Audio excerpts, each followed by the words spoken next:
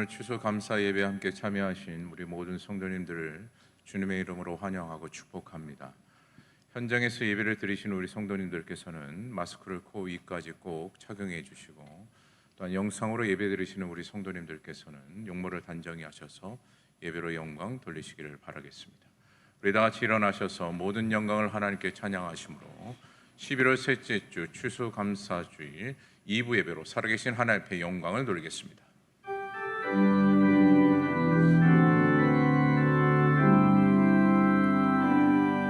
모든 영광을 하나님께, 모든 영광을 하나님께, 온 마음과 뜻 다해 주 예배합니다. 모든 영광을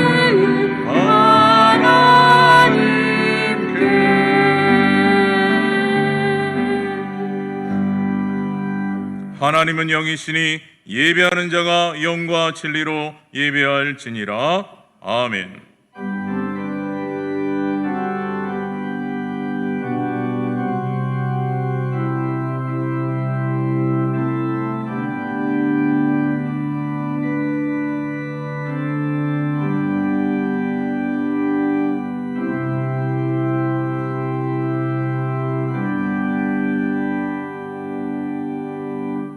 영광받기에 합당하신 주 여호와 하나님, 올 한해도 우리에게 감사의 조건과 뿐만 아니라 소망의 빛을 주심으로 경건의 삶을 허락하시고, 또한 회복의 은혜와 성령 충만한 은혜를 주셔서 오늘 이와 같이 우리들을 추수감사 예배로 인도하신 주 여호와 하나님께 감사와 찬양과 영광을 올려드립니다. 오늘 드려진 예배가 진실한 감사로 고백되어지는 예배가 되게 하여 주시고, 뿐만 아니라 영적 성장을 이루는 거룩한 예배가 되게 하여 주옵소서. 우리 예배를 주님께서 흠양하시는 줄 믿사오며 예수 그리스도의 이름으로 기도드립니다. 아멘.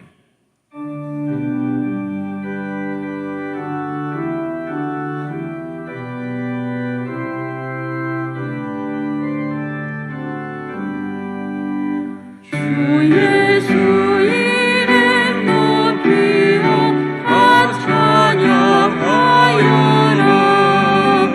금요 요관을 들어서 하늘의 주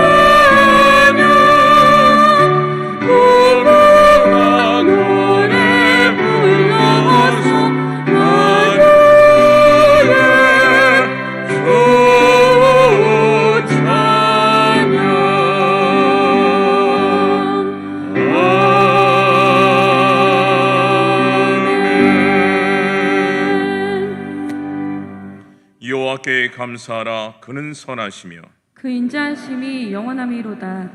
여호와께 감사하고 그의 이름을 불러 아뢰며 그가 하는 일을 만민 중에 알게 할지어다. 그들이 광야 사막길에서 방황하며 거주할 성읍을 찾지 못하고 줄이고 목이 말라 그들의 영혼이 그들 안에서 피곤하였도다. 이에 그들이 근심 중에 여호와께 부르짖으매 그들의 고통에서 건지시고 또 바른 길로 인도하사 거주할 성읍에 이르게 하셨도다. 여호와의 인자하심과 인생에게 행하신 기적으로 말미암아 그를 찬송할지로다. 그가 사모하는 영혼에게 만족을 주시며 줄인 영혼에게 좋은 것으로 채워 주심이로다. 아멘. 전능하사 천지를 만드신 하나님 아버지를 내가 믿사오며 그 외아들 우리 주 예수 그리스도를 믿사오니 이는 성령으로 잉태하사 동정녀 마리아에게 나시고 본디오 빌라도에게 고난을 받으사 십자가에 못 박혀 죽으시고 장사한 지 사흘 만에 죽은 자 가운데서 다시 살아나시며 하늘에 오르사 전능하신 하나님 우편에 앉아 계시다가 저희로서 산자와 죽은 자를 심판하러 오시리라. 성령을 믿사하며 거룩한 공의와 성도와 서로 교통하는 것과 죄를 사하여 주시는 것과 몸이 다시 사는 것과 영원히 사는 것을 믿사옵나이다. 아멘.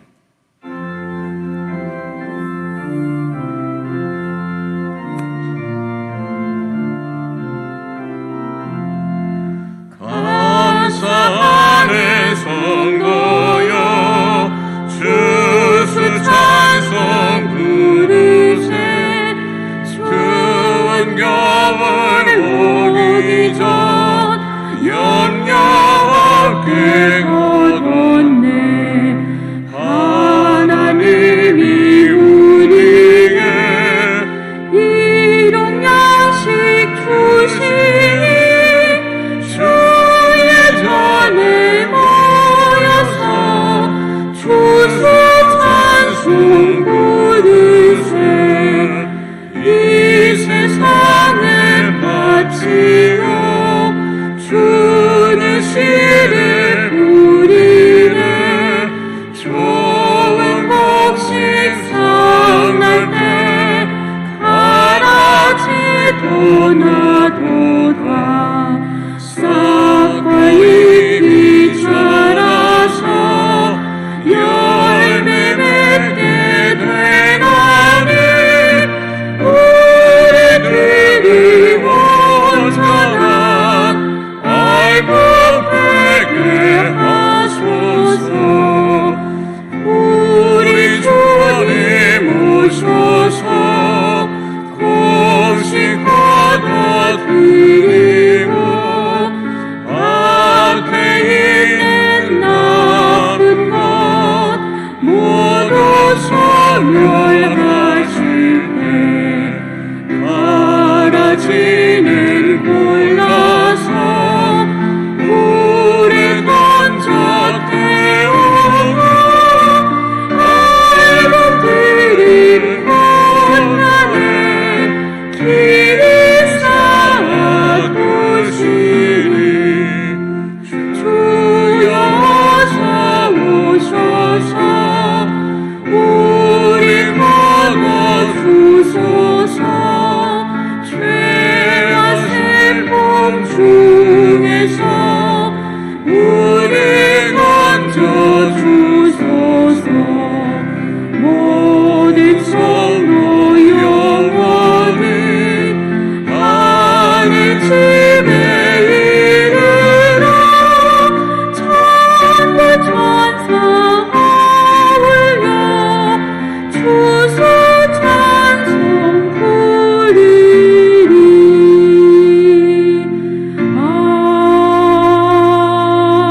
아멘.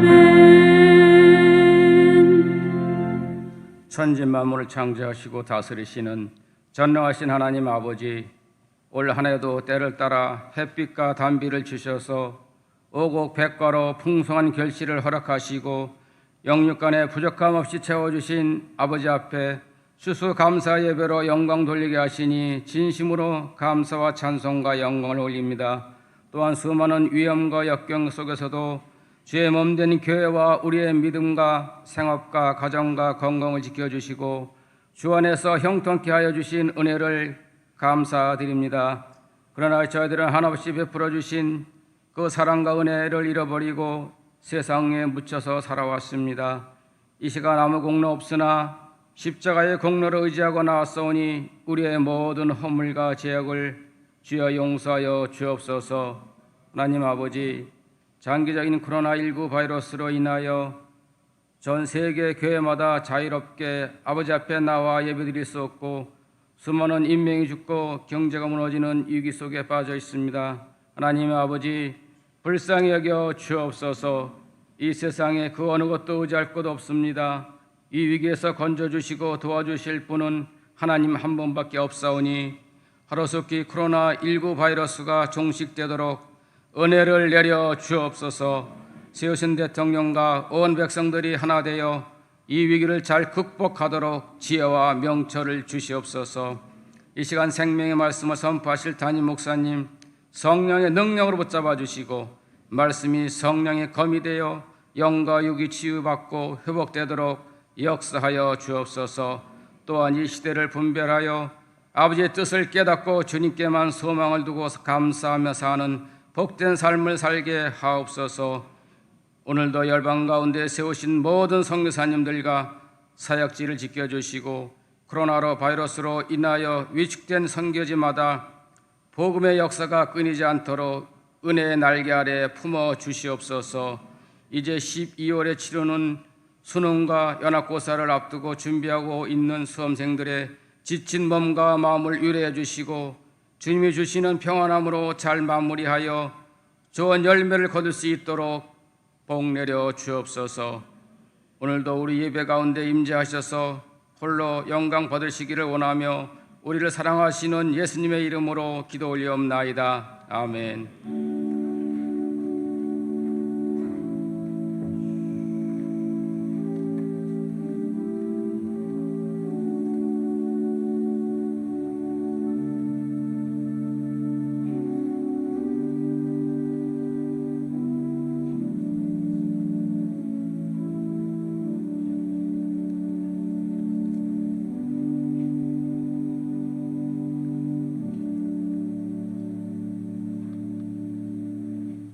이 시간 주님께서 우리에게 주실 축복의 말씀은 구약 성경 시편 69편 30절에서 31편입니다. 구약 성경 852면에 기록이 되어져 있습니다. 제가 봉독해 드립니다. 내가 노래로 하나님의 이름을 찬송하며 감사함으로 하나님을 위대하시다 하리니 이것이 소 곧 뿔과 굽이 있는 황소를 드림보다 여호와를 더욱 기쁘시게 함이 될 것이라. 아멘. 하나님 아버지 감사합니다. 2020년도 추수감사주일 2부 예배에 나와서 하나님 예배를 드릴 수 있도록 우리에게 믿음을 주시고 건강을 주시고 열심을 주시고 환경을 허락해 주심에 감사와 찬송과 영광을 올려드립니다. 우리 성강의 모든 가족 식구들에게 은혜를 내려주시고 늘 감사할 일들이 많아지게 하여 주옵소서. 병든 자들은 고쳐주시고 얽히고 설켜 있는 문제 있는 자들은 문제를 해결해 주시옵시고 마음에 품은 소원들은 주님의 뜻 가운데 속에서 아름답게 합력하여 손을 이루며 응답받게 하여 주시옵소서. 이 시간 하늘의 문을 열어주시고 우리의 마음의 문을 열어주시고 전하는 자의 입술도 열어주시어 오늘도 주시는 하나님의 말씀으로 말미암아 믿음의 길을 잘 걸어가게 도와주시고 이 말씀으로 말미암아 은혜와 복을 받는 자들이 다 되게 하여 주시옵소서. 예수님의 이름으로 기도드리옵나이다. 아멘. 우리 옆 사람과 서로 인사합시다. 참 잘 오셨습니다. 말씀 듣기 전에 준비되어 있는 영상물을 잠깐 보시고 말씀을 듣도록 하겠습니다.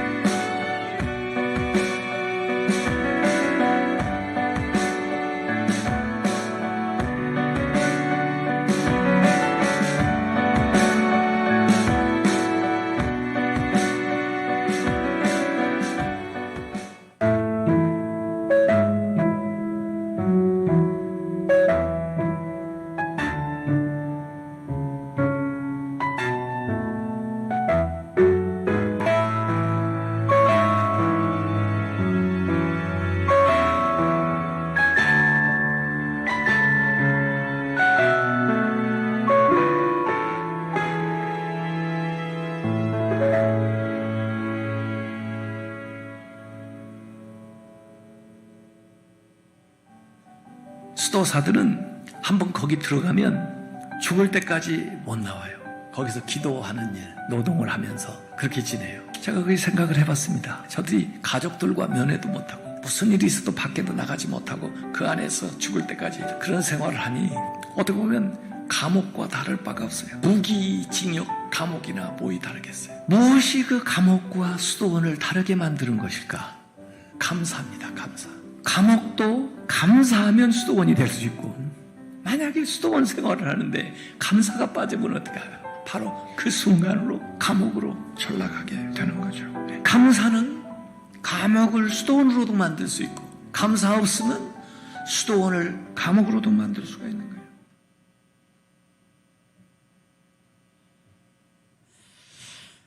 감사가 없으면은 수도원도 감옥이 되고, 감사가 있으면은 감옥도 수도원이 될 수 있다.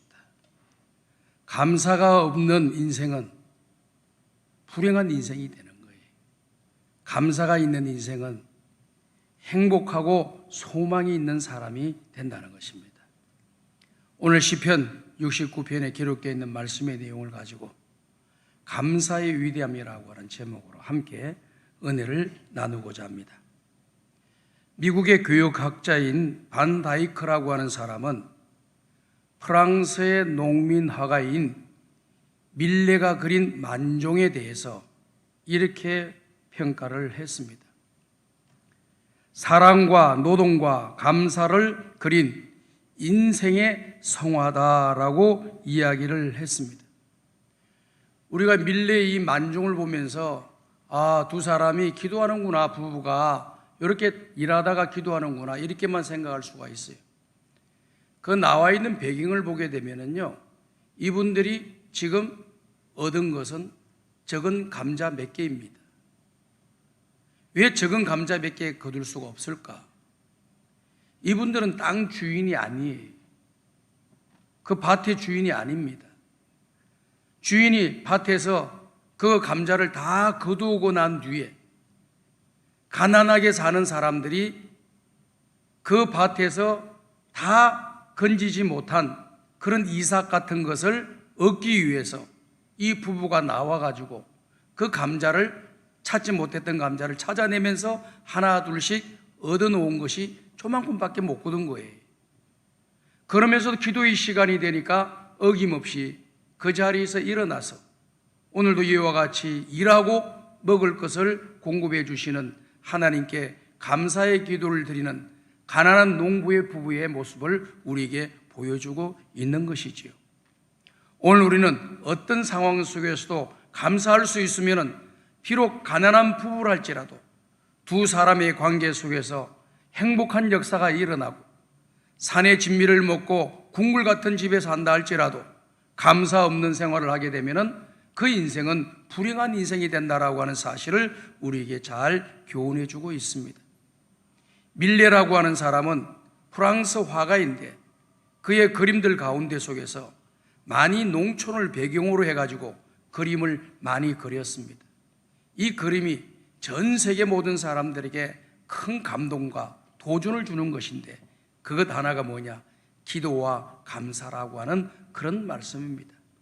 우리가 지난주에 말씀을 살펴보았던 내용들처럼 너희는 아무것도 염려하지 말고 오직 모든 일에 기도와 간구로 너희 구할 것을 감사함으로 하나님께 아뢰라.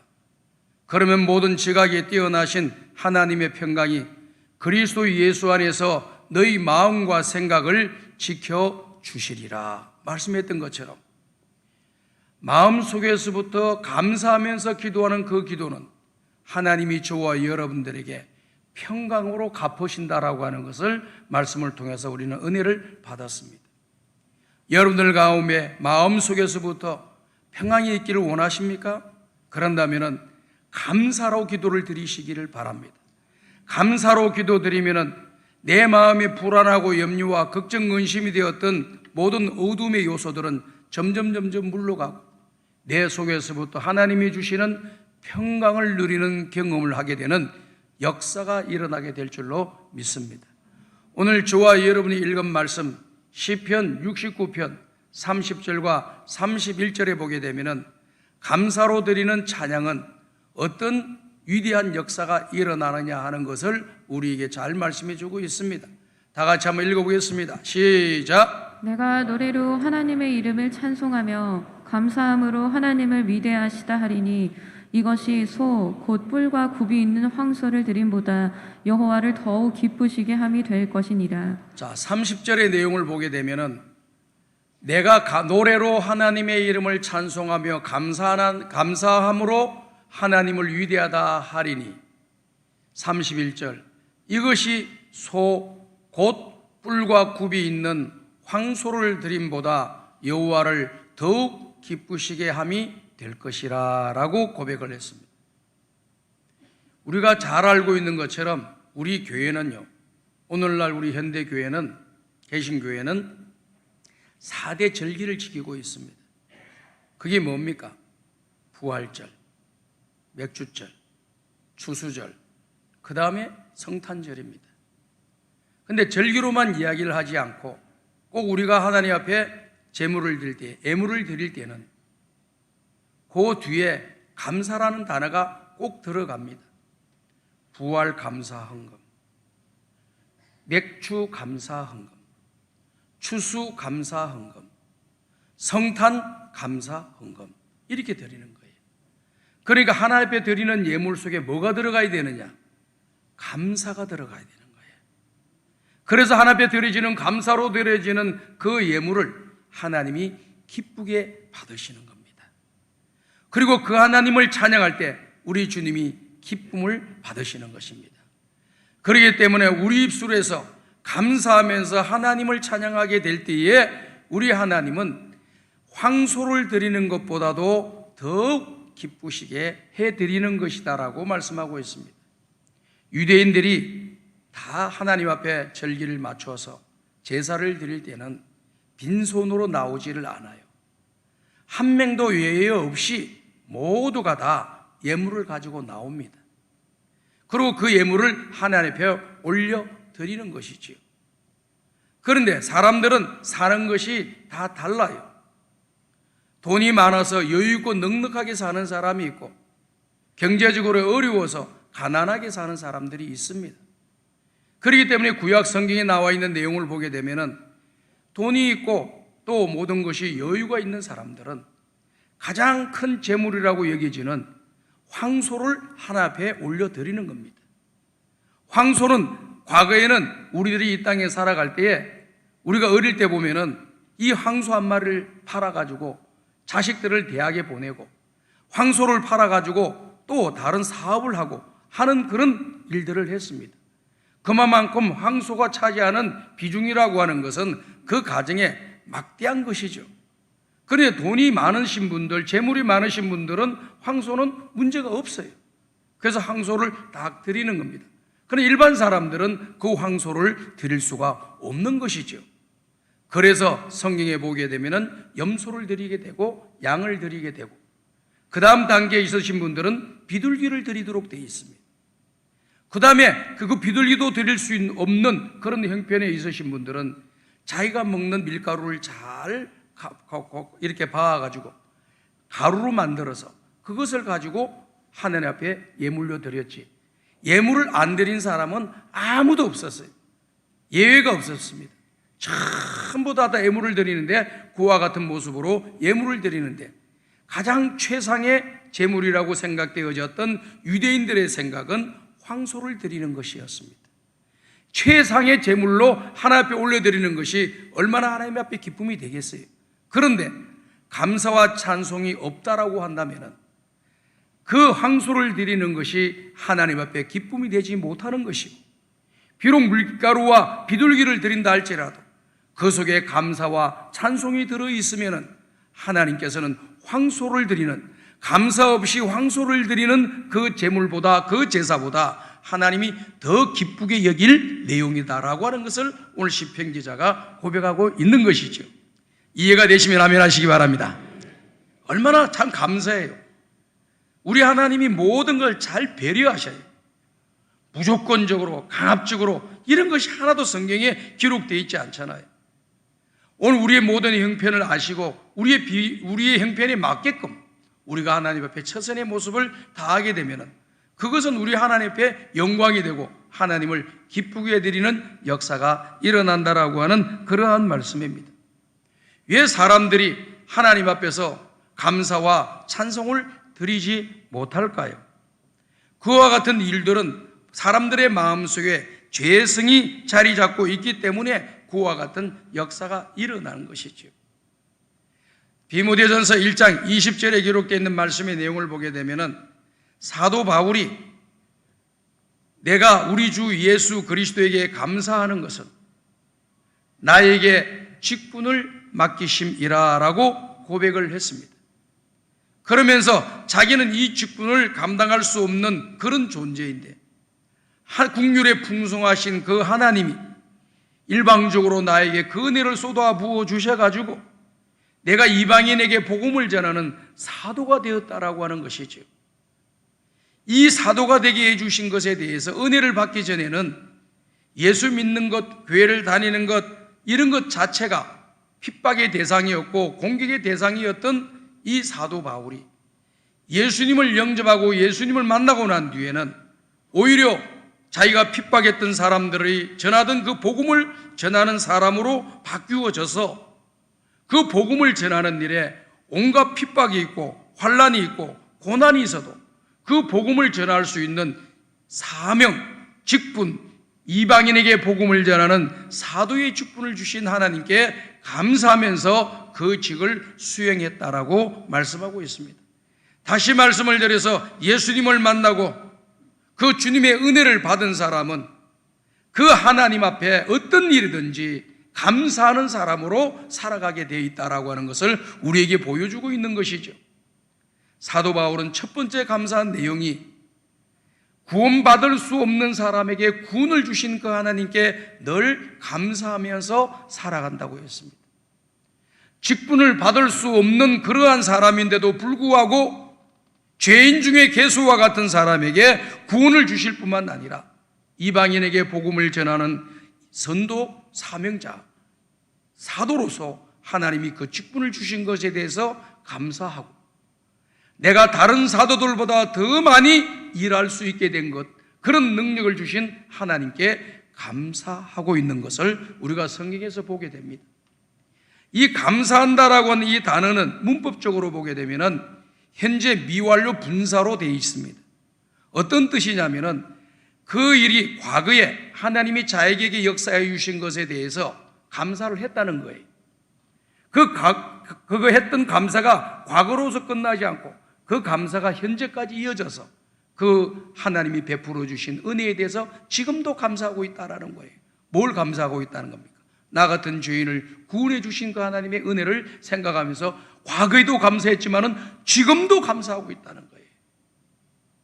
또 나 같은 사람을 이방인의 복음을 전하는 사도가 된 것에 대해서 지금도 감사하고 있다는 거예요. 복음을 전하면서 열심히 일하게 되는 것, 수고하게 되는 것, 남들보다 더 열심히 하게 되는 것, 과거에도 감사하고 지금도 감사하면서 산다는 거예요. 그런데 미완료 분사이기 때문에 끝나지 않았어요. 현재 상황이 끝나지 않고 앞으로도 계속해서 감사하겠다는 뜻이 그 문법적인 의미예요. 그래 어떤 뜻을 가지고 있느냐? 하나님이 나를 부르시기 전까지 나는 과거에도 나 같은 죄인을 구원해 주신 하나님께 감사하며 살고 지금도 그 구원을 주신 하나님께 감사하며 살고 앞으로도 주님 부르시는 그 순간까지 나를 구원해 주신 그 하나님께 감사하며 살겠다라고 하는 그런 의지가 내가 하나님께 감사한다라고 하는 단어 속에 들어가 있다 그 말입니다.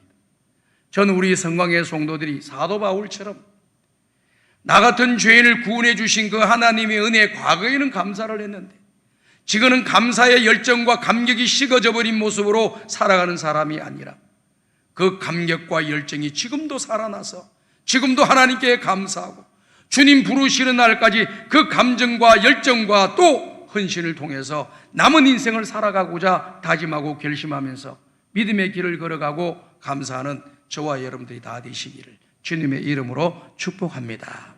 그렇기 때문에 감사는 황소를 드리는 것보다도 더 하나님이 기뻐하는 위대한 제사가 된다라고 하는 것을 우리에게 말씀해 주고 있는 것이죠.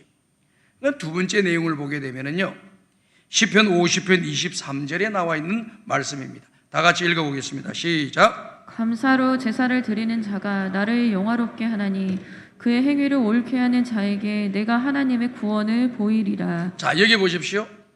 감사 위대함이 나오는 거죠. 감사로 제사를 드리는 자가 나를 영화롭게 한다라고 말씀했습니다. 우리가 소요리 문답이라고 하는 것을 잘 배우지를 않고 성경 공부반에서 이렇게 소요리 문답반이 있어가지고 성경 공부를 하게 될 때가 있습니다. 그러면 거기 소요리 문답을 공부하게 되면 첫 번째 나오는 질문이 있어요. 그 질문이 뭐냐? 인생을 살아가는 데서 제일 되는 목적이 무엇이냐 하는 것이에요. 내가 인생으로 이 땅에 살아가면서 제일 되는 목적이 뭐냐라고 하는 그런 질문이 있습니다. 여러분들의 인생을 살아가는 제일의 목적이 뭡니까? 왜 살아가십니까? 살아가는 1번의 목적이 무엇입니까? 그걸 여러분들이 대답하셔야 되는 거예요.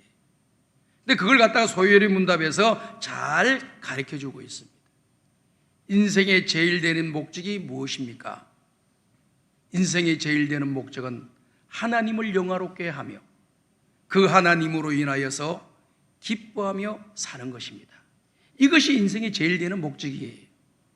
오늘 우리는 생각할 때 돈 많이 버는 것이 내 인생의 목적이다. 성공하는 것이 내 인생의 목적이다. 행복하게 사는 것이 내 인생의 목적이다. 다른 사람들의 인기를 얻으면서 뭔가 권력을 가진 사람으로서 살아가는 것이 내 인생의 목적이라고 말하는 사람들도 많이 있지요.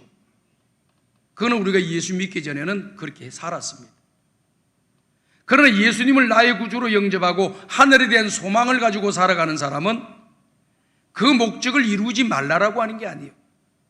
그 목적이 1번이 아니라 3번, 4번, 2번, 3번, 4번이 돼야 된다는 겁니다. 그렇기 때문에 1번은 무엇이냐? 내가 먹든지 마시든지 무엇을 하든지 하나님의 영광을 위해 사는 것은 하나님을 영화롭게 하는 일이에요. 그러니 내가 남은 인생 살아가면서 무슨 일을 하든지 무슨 생각을 하든지 어떤 계획을 품든지 하나님께 영광 돌리는 계획과 생각과 일과 또 그런 준비를 해 나가야 되는 겁니다. 그럴 때 그 인생이 살아있는 존재의 가치가 있다라고 하는 그런 말씀입니다. 가치가 없는 인생을 살아간다고 하는 것은 너무 불쌍하잖아요. 너무 불행하잖아요. 여러분 한 사람 한 사람이 사람들이 이야기한 너는 가치 없는 존재야 라고 하면 이건 제일 나를 아주 그냥 비하하는 말이라 이렇게 보는 거예요. 너는 가치가 없는 인생이야. 쓸모없는 인생이야. 필요 없는 인생이야. 이렇게 나가게 되면 우리가 얼마나 살아있는 것이 비참합니까? 그런데 우리가 살아있는 중요한 목적은 무엇이냐? 하나님을 영화롭게 하고 하나님께 영광 돌리는 목적이 있기 때문에 그런 꿈과 비전이 있기 때문에 오늘 저와 여러분이 가치가 있는 겁니다. 이해가 되시면 아멘 하시기 바랍니다. 잘 들어주셔서 감사해요. 그렇기 때문에 오늘 우리들이 살아있는 가치는 어디냐? 뭔가 할 일이 있는 거예요. 할 일이 없는 사람이 비참한 거예요. 뭔가 할 일이 있어요. 아, 목사님 직장을 잃었는데 내가 할 일이 뭐 있겠어요? 아닙니다. 그건 내가 직장에 다니면서 할 일은 없지만 내 인생으로서 내가 해야 할 일은 있어요. 그것은 뭐냐? 어떻게 하든지 먹든지 마시든지 무엇을 하든지 하나님의 영광을 위해서 살아야 될 일이 있는 거예요. 그 일을 오늘 저와 여러분들에게 하나님께서 다 주셨습니다. 그런데 여러분들 그 일을 순종하지 아니하고 사명을 감당하지 않고 그것을 망각하고 잊어버리고 살기 때문에 내가 무엇을 해야 될지 모르고 사는 거예요. 다 여러분들에게 주셨습니다. 그런데 우리는 안 하는 거예요. 오늘 성도가 되었다라고 하는 것은 기본적으로 뭐 어떤 거예요? 주일을 성수하고 하나님을 예배하고 기도 생활을 하고 성경을 읽고 우리 이웃들에게 선행을 나누고 그리고 때가 되면은 기도하다가 하나님의 복음을 하나님 나라의 복음을 그들에게 전해 주어서 저들이 인생의 마지막 가는 길을 올바른 길로 걸어갈 수 있도록 인도해 주는 인도자가 되는 것, 이게 얼마나 중요한 일이에요. 그렇기 때문에 오늘 우리는 모두에게 주어진 공통의 사명이 다 있는 거예요. 그 기본만 충실해도 우리 인생은 건강하게 신앙의 길을 잘 걸어갈 수 있고 은혜와 복을 받을 수 있는 통로는 항상 열리게 될 줄로 믿습니다. 저는 우리 성광의 가족들이 하나님의 은혜와 복을 받는 통로가 막히지 않기를 주의 이름으로 축복합니다. 막히면 안 돼요. 막히면 다 주어진 기본적인 일에 여러분들이 아무것도 아닌 것 같아도요, 기본적인 일에 자꾸 정성을 들이고 마음을 모이고 중요하게 생각하고 기본적인 것을 수행해 나가면 거기에서 능력이 생기는 겁니다. 영역이 생기는 거예요. 저는요, 이 축구 선수들 참 운동하는 걸 보기를 좋아해요. 하지는 못해요. 근데 보는 건 재밌고 좋아요. 그런데 무슨 유현진 선수 같은 사람이라든지 추신수 같은 이 야구 선수들이요, 자기가 그 직을 수행하기 위해서 얼마나 노력하는가를 보게 됩니다. 손흥민 선수도 마찬가지예요. 축구 선수 참 대단하다고 저는 생각합니다. 연봉도 뭐 수백억씩 받지만은 돈이 중요한 게 아니라 그 사람들의 자세가 너무 중요한 거예요.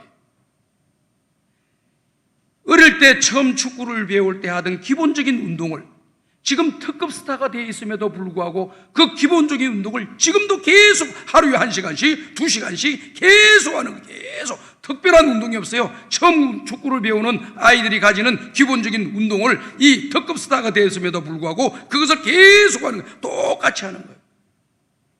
거기에서 능력이 나타나는 거예요. 이해가 되시면 아멘 하시기 바랍니다. 여러분들도 기도 생활, 말씀 생활, 주일 성수, 나에게 주신 사명, 남이 보든 안 보든 꾸준하게 내게 주신 그런 능력에 따라서, 너의 범위에 따라서 잘 기본적으로만 잘해 나가면은 거기에서 하나님을 영화롭게 하는 아름다운 역사가 일어나게 될 줄로 믿습니다.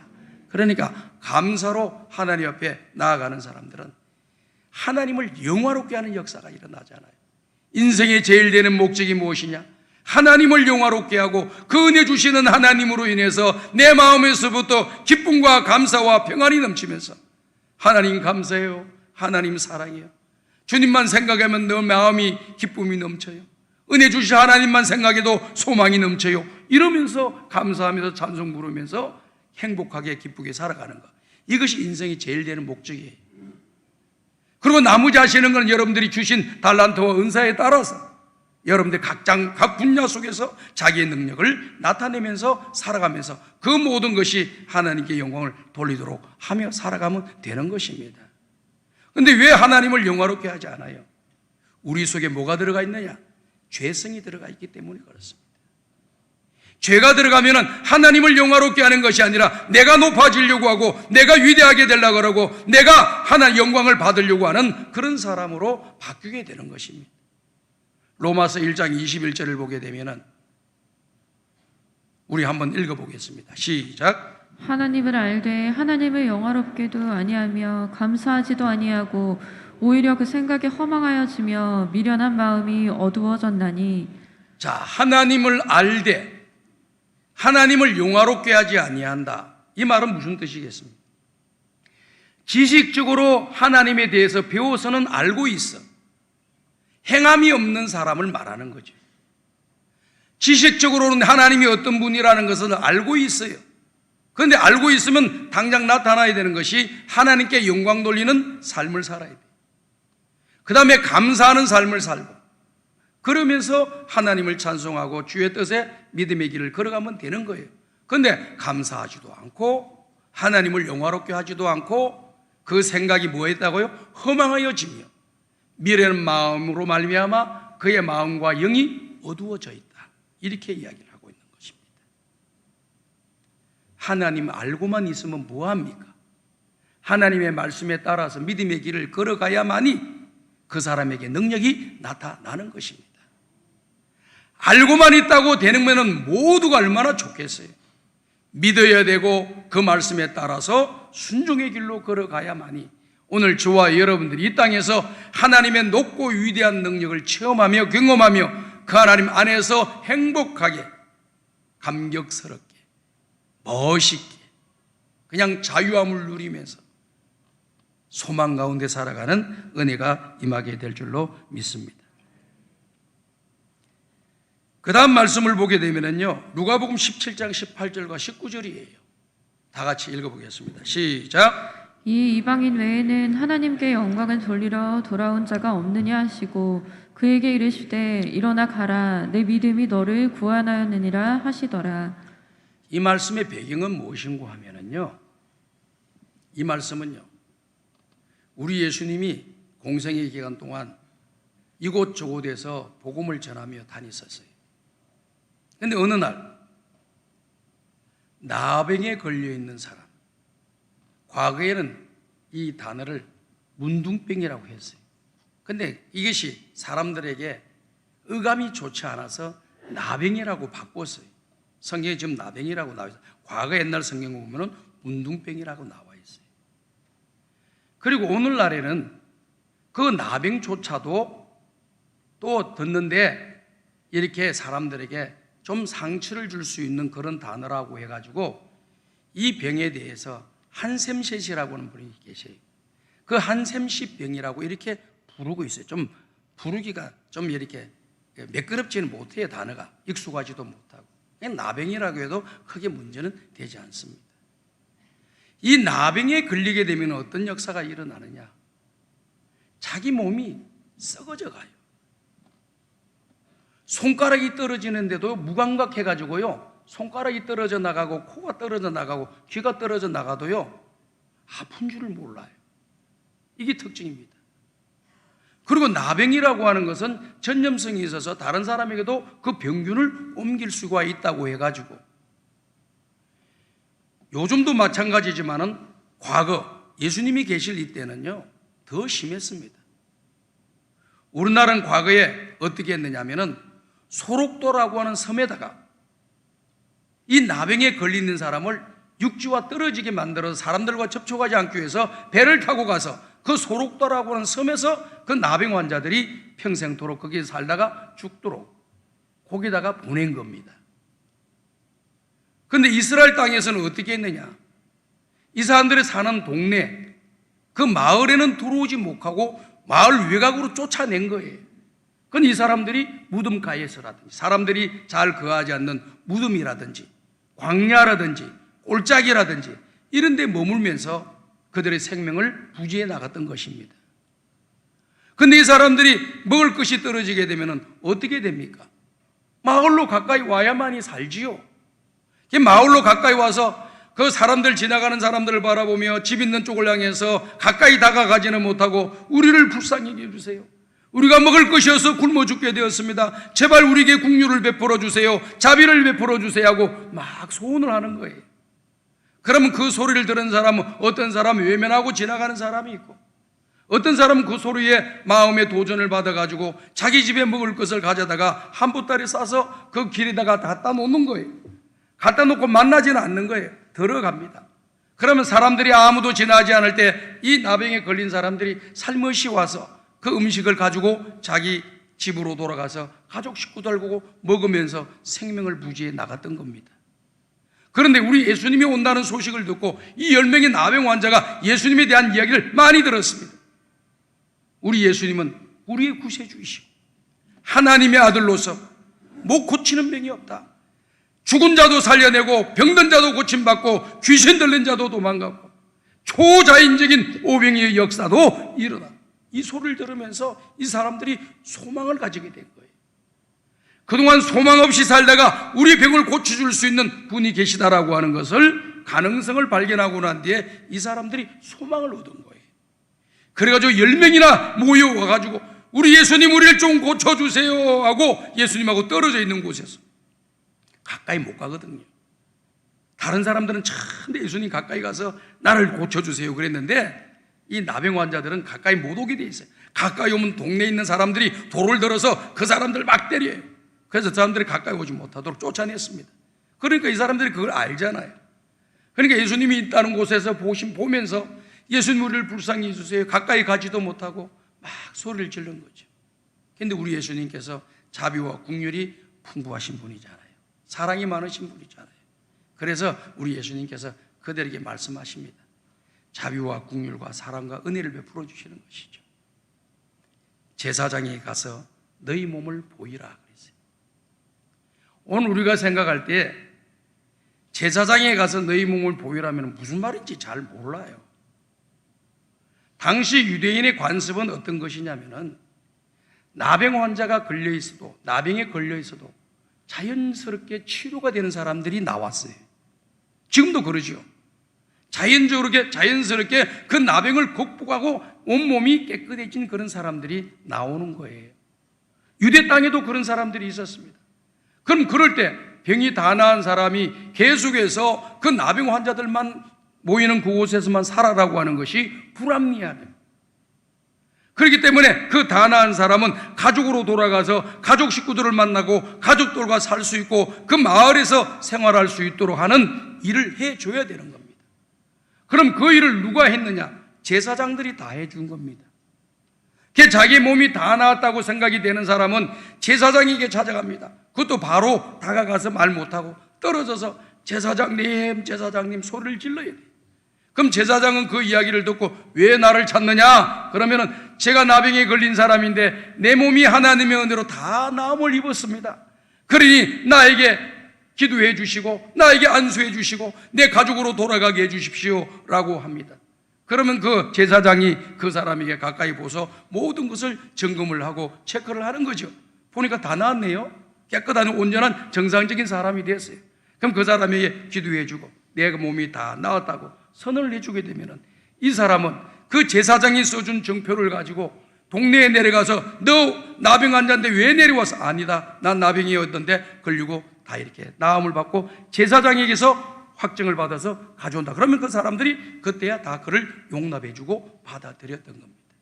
그래서 제사장에게로 가라 이 말씀을 한 거예요. 그럼 무슨 뜻이 담겨져 있을까요? 너희들의 몸이 다 나을 거니까 제사장에게 가라 이 뜻 아니겠습니까?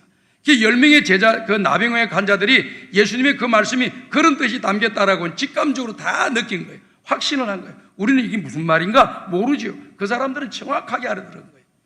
제사장에 가라고 하는 말 자체가 바로 그 뜻인 줄 알았어요. 그래서 갔습니다. 하늘에 가는 도중에 10명의 환자들이요, 나병 걸린 사람들이 다 고침을 받았어요. 깨끗하게. 이게 웬일이냐고 얼마나 좋았겠어요. 춤을 추면서 뛰고 노래를 불렀겠지요. 그러면서 빨리 제사장에 가자. 빨리 제사장에 가서 고침 확인증을 받고 안수를 받고 기도를 받고 내 가족으로, 내 부모님으로, 내 자식들한테 가야 되겠다. 내 형제들이 있는 곳으로 가야 되겠다고 기뻐가지고 막 제사장에 쫓아간 거예요.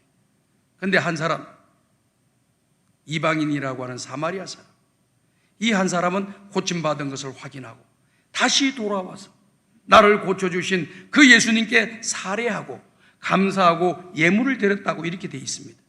감사하면서 예물을 드렸어요. 드리면서 나오니까 우리 예수님이 뭐라고 말씀했습니까? 나음을 입은 사람은 10명인데 왜 너 혼자만 이곳에 왔느냐라고 말씀을 하고 계십니다. 그러면서 우리 주님께서 그에게 뭐라고 말씀하십니까? 내 믿음이 너를 구원하였느니라. 다 같이 한번 따라 합시다. 내 믿음이 너를 구원하였느니라. 이것은 무엇을 말하느냐면은 내가 감사하면은 더 많은 은혜를 주신다는 거예요. 내가 고침을 받았습니다. 고침 받은 것에 대해서 감사했어요.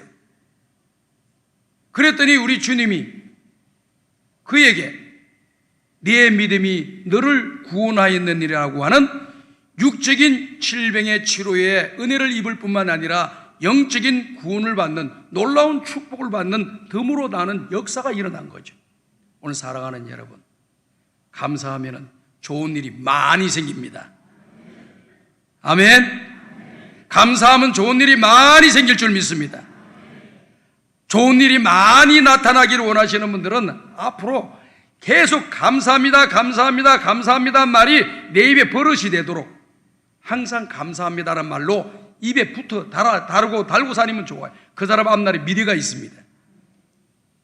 이런 걸 줘도 저런 걸 줘도 이런 것이 있어도 저런 것이 있어도 세상 사람들과 비교해서 아이고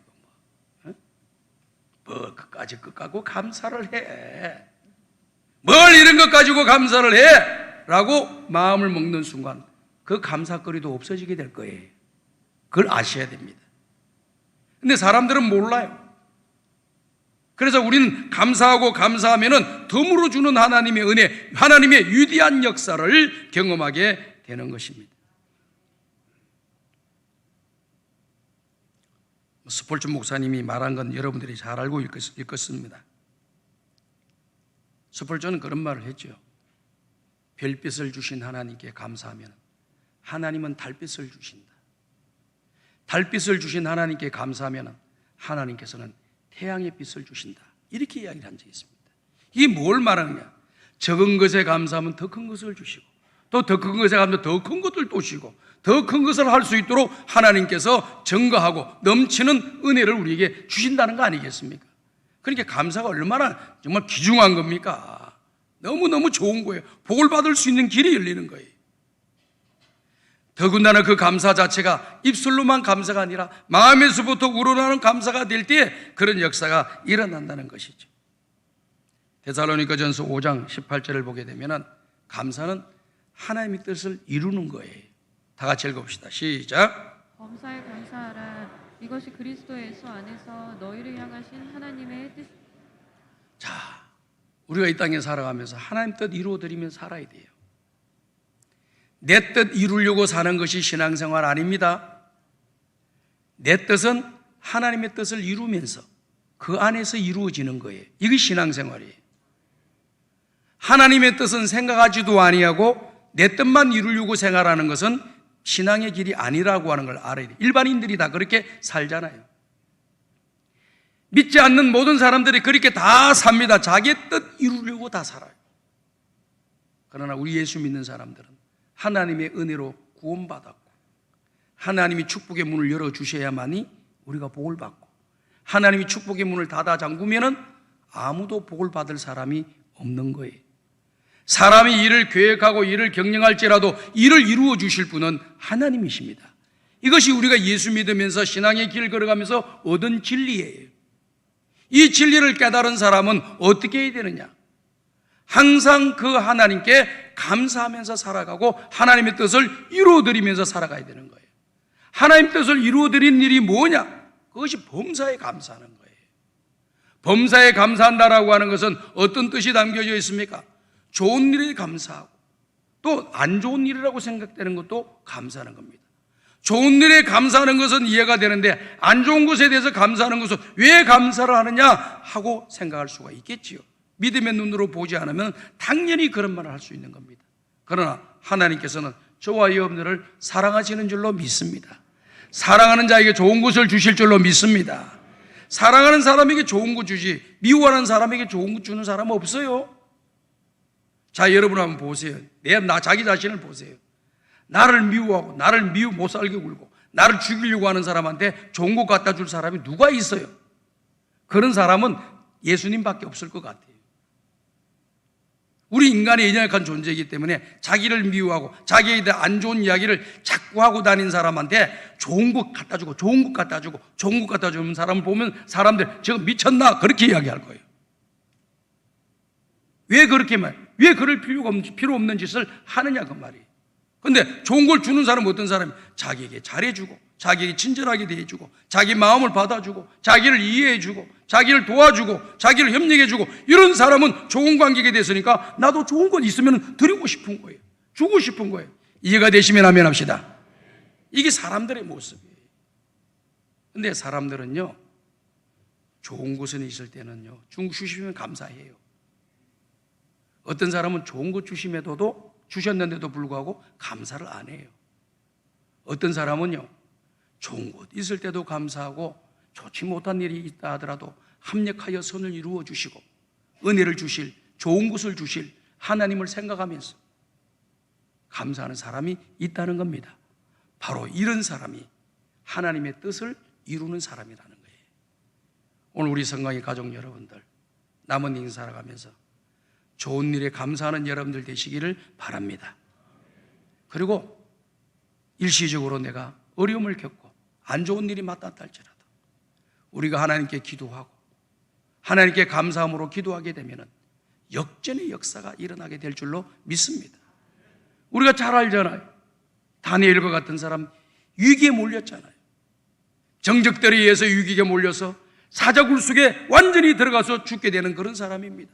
실질적으로 사자굴 속에 들어가서 사자의 밥이 되었고 흔적 없이 사라져야 될 그런 사람인데도 불구하고 그런 안 좋은 위기 상황 가운데 속에서도 감사하면서 하나님께 기도를 드렸더니 하나님께 기도를 드리면 하나님이 일하시는 것을 여러분들이 믿으시기를 바랍니다. 내가 감사하면서 기도를 드리면 누가 일하느냐? 나는 아무것도 할 능력이 없어요. 누구도 나를 도와줄 사람이 없어요. 누가 일하느냐? 하나님이 일하시는 거예요. 하나님이 일하시기 때문에 그 일하심에 의해서 저와 여러분들은 역전의 역사가 일어나는 거예요. 사자굴 속에 들어가서나 사자들의 입을 하나님께서 봉하시니 다니엘을 털끝 하나 상하지 못하게 만들어 주시고 그를 건져내어 주시고 그 사자굴 속에서 건져내어 주시고 다니엘을 모함했던 사람들은 모두 다 사자굴 속에 들어가서 사자의 밥이 되는 대역전의 역사가 일어난 것입니다. 언제 일어났느냐? 어려운 가운데 속에서도 감사할 때 하나님이 일하셔서 그와 같은 역사가 일어나도록 만들어 주신 것이죠.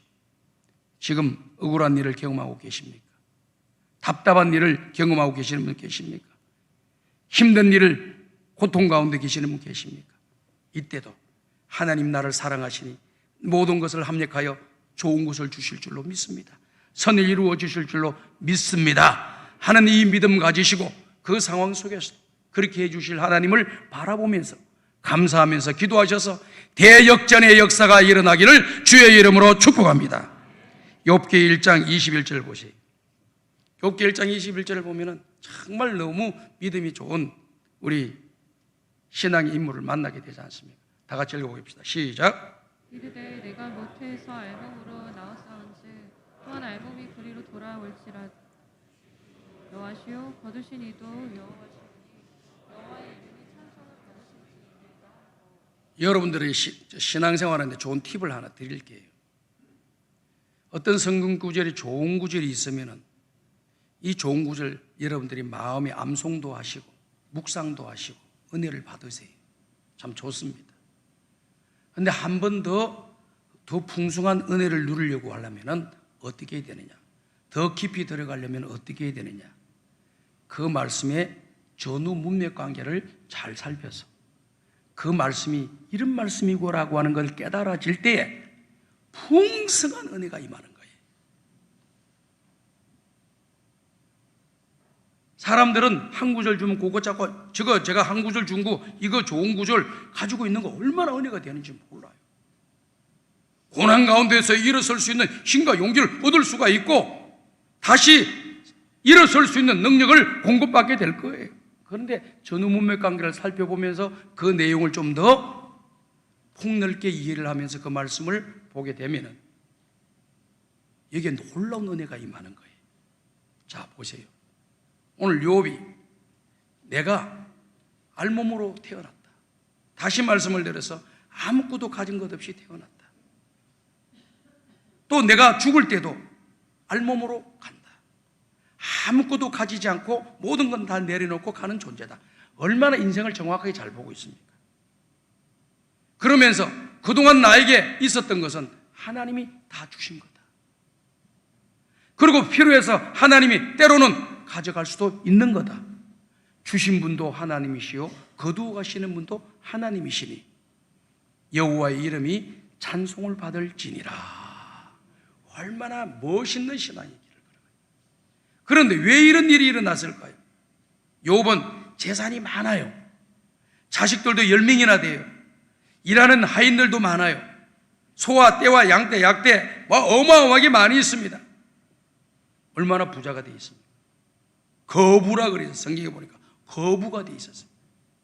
하루는 사단이 보면서 하나님을 경외하는 욥을 보고 또 하나님 앞에 나갔어요. 하나님께서 너 세상을 둘러봤느냐? 그랬더니 예, 다 둘러봤습니다. 내가 인정하는 사람, 믿음의 사람, 욥이라고 하는 사람을 보았느냐? 예, 봤습니다. 욥처럼 신실하게 나를 경외하는 사람이 없다라고 이야기했습니다. 그랬더니 사단이 반격을 한 거예요. 다시 질문을 한 거예요. 무슨 질문을 했습니까? 하나님, 욥이 까닭없이 하나님을 경외하겠습니까? 까닭없이 열심히 하나님을 예배하고 하나님 앞에 찬송드리고 제사를 드리는 또 신실하게 살아가는 사람이 될 수가 있겠습니까? 하나님께서 복 주셨으니까 그 사람이 신실하게 하는 거지. 아니야. 복을 주든 안 주든 저 욥이라고 하는 사람은 신앙이 반듯해서 어떤 상황 속에서 나를 경외하는 사람이야. 배신하지 않고 변하지 않는 그런 사람이야. 중심이 있는 사람이야 라고 말씀한 거예요. 아예 아닙니다. 그럼 시험해봐라. 그 대신 그 생명은 건드리지 말라. 예, 알았습니다. 반드시 내가 성공합니다 하고 사단이 그냥 용기 백배 해가지고 돌아다니가지고 이 재산을 하나씩 없애는 거예요. 자식들을 다 죽이고 재산을 다 빼앗아가고 하인들을 다 죽이고 자기 몸도 병들게 만들고 아내도 도망가게 만들고 모든 것 다 잃어버렸어요. 하박국 선지자가 이야기했던 것처럼 무슨 이렇게 했습니까?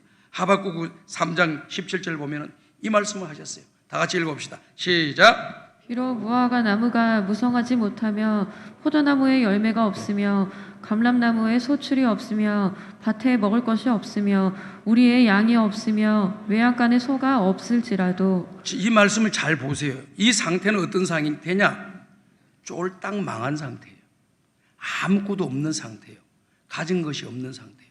그런데 그 다음에 18절을 보게 되면 외양간에 소가 없을지라도 나는 나를 구원해 주신 그 하나님을 인하여 감사하고 찬송하고 영광을 돌린다고 했어요. 이렇게 신앙이 위대한 사람들의 고백이 다 똑같아요. 이 욥도 그렇게 이야기하잖아요. 그래서 이 욥이 그와 같은 모습으로 다 돼 있음에도 불구하고 고백했던 말씀이 욥기 1장 21절 우리가 읽었던 말씀이에요. 그래서 하나님을 찬송하고 하나님께 영광을 돌리는 거예요. 오늘 사랑하는 여러분, 결과가 어떻게 되었습니까? 욥은 나중에 변화되는 복을 받게 되고 잃었던 10명의 아들 또 하나님께서 새로 주셔가지고 10명의 자녀들을 가지게 되는 역사가 일어나지 않습니까? 하나님 앞에 일으켜 철두철무하게 하나님께 감사하고 하나님께 영광 돌리고 주님 앞에 모든 주권을 인정하면서 믿음의 길을 걸어가니 하나님께서 그거 다 채워주시는 거예요. 역전의 역사가 일어나게 될 줄로 믿습니다. 우리 성공의 가족 여러분들, 오늘 우리는 말씀 들으면서 감사의 위대함에 대해서 잘 살펴보았습니다. 감사하면 기적이 일어납니다. 감사하면 놀라운 일이 일어납니다. 감사하면 좋은 일이 일어납니다. 우리는 모든 일을 함에 있어서 감사가 들어가야 돼요. 주일을 할 때도 감사하면서 일을 하고 봉사하면서도 감사하면서 일을 하고 찬송을 부르면서도 감사하면서 찬송 부르고 기도하면서도 감사하면서 기도하고 내 인생을 살아가면서 감사하면서 살아가는 역사가 일어나게 될 때에 놀라운 위대한 일들이 하나님의 역사하심을 통해서 우리에게 나타나게 될 줄로 믿습니다. 이런 은혜를 우리 모두가 다 공급받으시기를 주님의 이름으로 축복합니다. 하나님 아버지 감사합니다.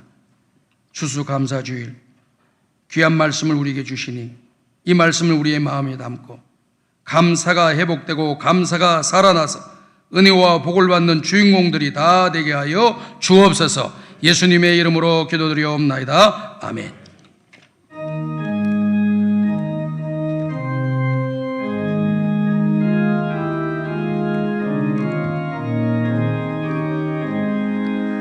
저 밭에 농부나가 씨 뿌려놓은 후 주 크신 능력 내려 잘 길러주셨네. 또 사시사철 따라 햇빛 강하늘에 저 밭에 내려주니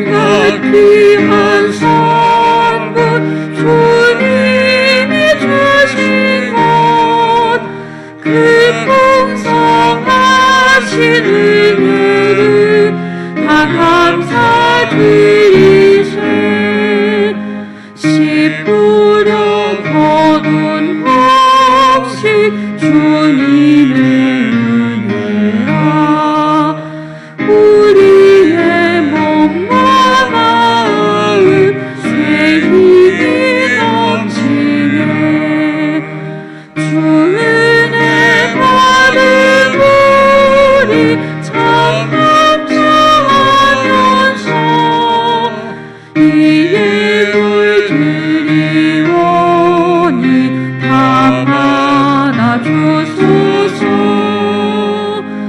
온갖 귀한 선물 주님이 주신 것그 풍성하신 은혜를 다 감사드리세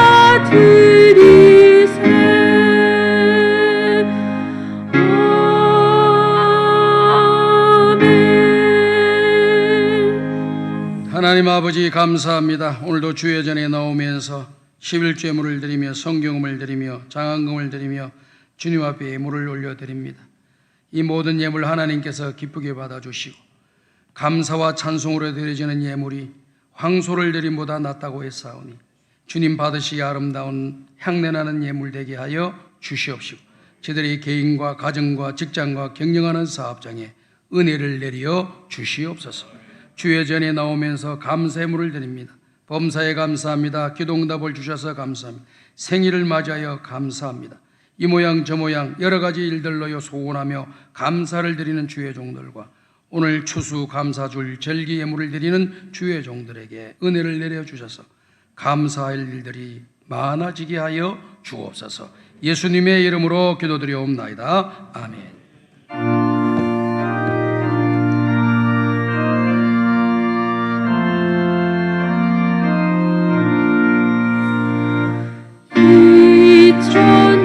천지간 만물들아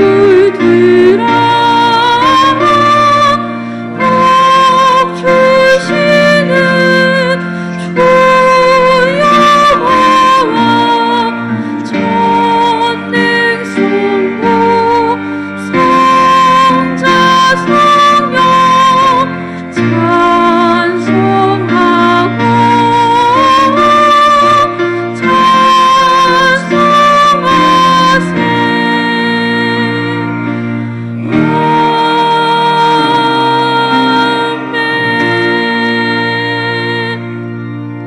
우리 구주 예수 그리스도의 은혜와 하나님 아버지의 무한하신 사랑하심과 성령님의 감화감동 인도교통 충만하신 은총이 감사함으로 믿음의 길을 걸어가 하나님의 은혜와 복을 받기를 원하는 우리 모든 성광의 가족들 머리 위에 이제로부터 영원토록 함께 있을지어다. 아멘.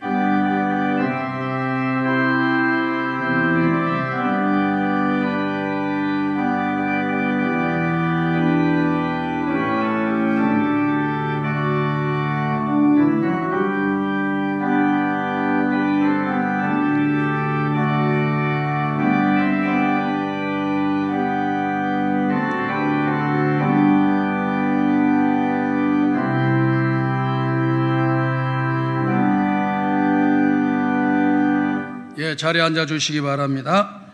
옆 사람과 서로 인사합시다. 다시 한번 참 잘 오셨습니다. 교회 소식 알려드리겠습니다. 오늘은 추수감사주일로 절기를 지킵니다. 1년 동안 베풀어 주신 하나님의 은혜에 감사하면서 예물을 드리셨음을 감사드리고 오늘 드리지 못하신 분은 다음 주일날 드리시면 되겠습니다. 그리고 2020년도 제2차 유아 어린이 세례 입교 학습 세례식이 29일 주일 3부 예배 시간에 있는 것 기억하고 그 나와 있는 내용을 잘 보시고 기회를 놓치지 말고 꼭 세례와 학습을 받으시기를 바랍니다.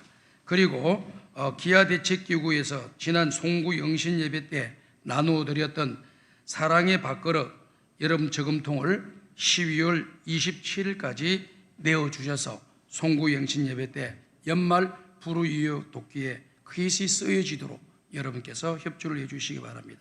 평상시에는 이번에 추수감사절 이렇게 아름답게 장식을 너무 잘했죠. 어느 때보다 더 장식을 잘하신 것 같아요. 항상 옆에 보면은 우리들이 냈던 사랑의 밥그릇 저금통을 한 수백 개를 올려놓고 하나님 앞에 감사를 드렸는데 이번 코로나 때문에 이걸 빨리 제대로 진행을 못했어요. 그래서 연말로 기간을 한 달 동안 연장을 해놨습니다. 그렇기 때문에 저금통에 여러분들이 동전을 넣으시고 동전을 다 넣을 때까지 기다리시면 내년으로 넘어갑니다. 그렇기 때문에 거기다가 동전이 가득 차게 되면 2만 원 내지 3만 원 정도 된다고 해요. 그러니까 만 원짜리 한 장이나 두 장 딱 넣어서 반밖에 안 차도 빨리 갖다 내셔야 돼요. 그렇게 해서 여러분들이 할 책임을 빨리 끝내세요. 이걸 자꾸 언제 채우나 고민하지 마시고. 자, 그 다음에 오늘 오후 찬양 예배는 2시 30분 드리세요. 감사한 것은 지금 2주 동안 오후 찬양 예배를 드렸는데요. 아래층이 꽉 차게 예배를 드려서 너무 감사해요. 아직까지 오후 예배 나오지 못하는 참 안타까운 우리 중직자들은 정신을 좀 바짝 차리고 예배를 좀 잘 나오시기를 부탁드립니다. 찬송가 430장 부르면서 주일 2부 예배를 모두 마치겠습니다.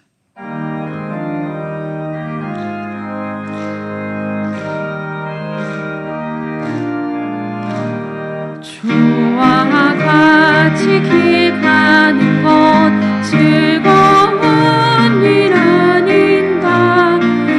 우리 주님 걸어가신 발자취를 밟